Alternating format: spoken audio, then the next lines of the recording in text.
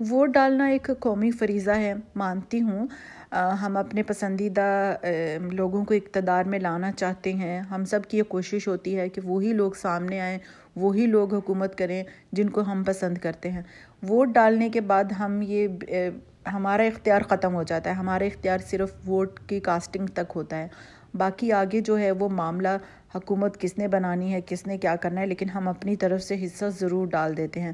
میں نے اپنی زندگی میں پہلی بار ووٹ کاسٹ کرنا تھا، لیکن میں شاید اتنی تگودو نہ کرتی، میں اتنی اسٹرگل نہ کرتی ووٹ ڈالنے کے لیے اگر میں نے اپنے بابا کے ساتھ عہد نہ کیا ہوتا، کیونکہ میرے بابا نے کچھ دن پہلے ہی ہمیں یہ بولا تھا کہ ووٹ جو ہے وہ لازمی آپ لوگوں نے دینا ہے، اور کس کو دینا ہے یہ بھی انہوں نے بتایا تھا۔ تو اپنے بابا کی خواہش پوری کرنے کے لیے جو ہے میں نے یہ ساری اسٹرگل کی۔ ووٹ کے جب سرچ کیا میں نے کہ میرا ووٹ کا اندراج کہاں پر ہے، تو مجھے پتہ چلا کہ میری اپنی شہر چیچاوتی میں جہاں پر میں رہائش پذیر ہوں وہاں پر میرا ووٹ کا اندراج نہیں ہے، اور مجھے اپنے میکے یعنی کہ میاں چنو جا کر ہی ووٹ کاسٹ کرنا پڑے گا۔ تو یہ مجھے تقریباً 2:30-40 کو جو ہے پتہ چلا کہ 2:30-40 کے بعد کہ میرا ووٹ جو ہے وہ میاں چنو میں ہے۔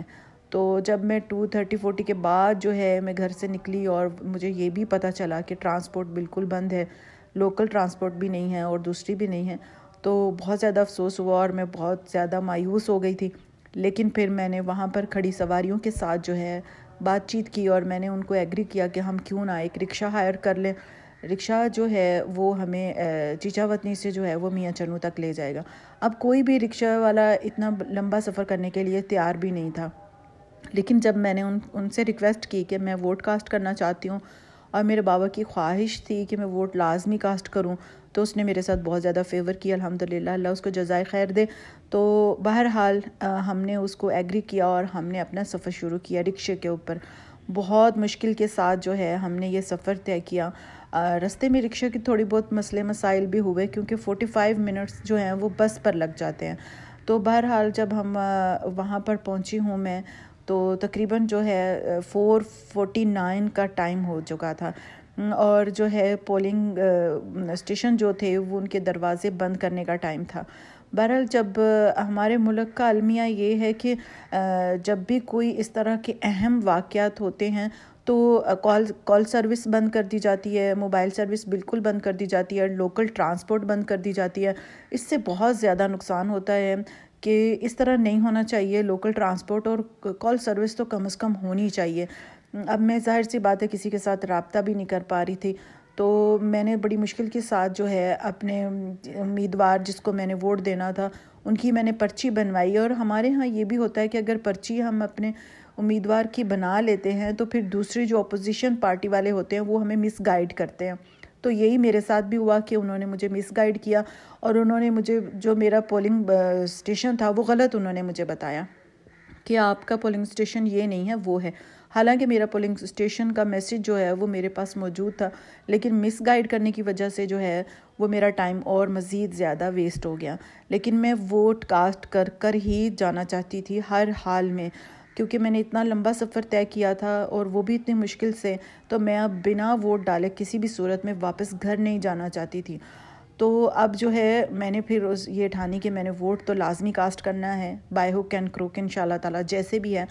تو میں نے پھر اس کو ووٹ ڈالنے کے لیے بہت تگودو کی، الحمدللہ اس میں جن لوگوں نے میری فیور کی، خاص کر کے وہ رکشے والا جو مجھے اتنا اسٹرگل کر کے اتنی مشکل سے جو ہے اتنے سرد موسم میں مجھے جو ہے وہ چیچاوتنی سے میاں چنو لے کر آیا، اور میرے بابا کی اس خواہش کو پورا کرنے میں اس نے میرا ساتھ دیا الحمدللہ۔ اور پھر وہ سب لوگ جنہوں نے مجھے فیور کیا اور میرا ووٹ ڈلوایا، تو جب انٹر ہو گئی ہوں میں پولنگ اسٹیشن کے اندر، تو اس کے بعد جو ہے تقریباً 80 یا 90 کے قریب عورتیں تھیں جو اندر تھیں۔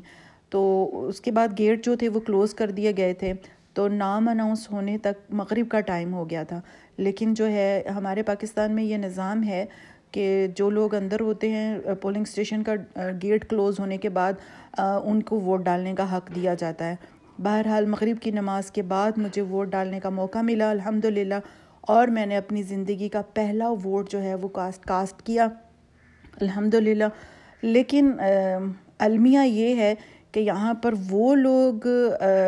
نہیں سامنے آتے ہیں جن کو ہم الیکٹ کرتے ہیں، یہاں پر وہ لوگ سامنے آتے ہیں جس کو فوج سلیکٹ کرتی ہے، اور وہی لوگ جو ہیں برسر اقتدار آتے ہیں جو ان کی مرضی کے اور من پسند لوگ ہوتے ہیں۔ اس چیز کا بہت افسوس رہے گا کہ پہلا ووٹ ڈالا اپنی زندگی کا، لیکن الیکٹ ہونا اور ان کا سامنے آنا وہ ایک الگ مسئلہ ہے، لیکن یہ بے ایمانی اور یہ کرپشن ہمارے ملک میں کب تک چلتی رہے گی؟ ایسے کب تک لوگ اپنا حق ادا کرنے کے لیے تگ و دو کرتے رہیں گے لیکن حاصل کچھ نہیں ہوگا؟ وہی لوگ سامنے آئیں گے جو کہ جن کو لانا چاہتی ہے، جو بھی ہیں، جو پیچھے تاکتے ہیں۔ تو بہرحال الحمدللہ ہم سب نے اپنا فریضہ ادا کیا، باقی جو ہے وہ انشاءاللہ تعالی ہمیں مزید پتہ چل جائے گا کہ کون برسر اقتدار آتا ہے۔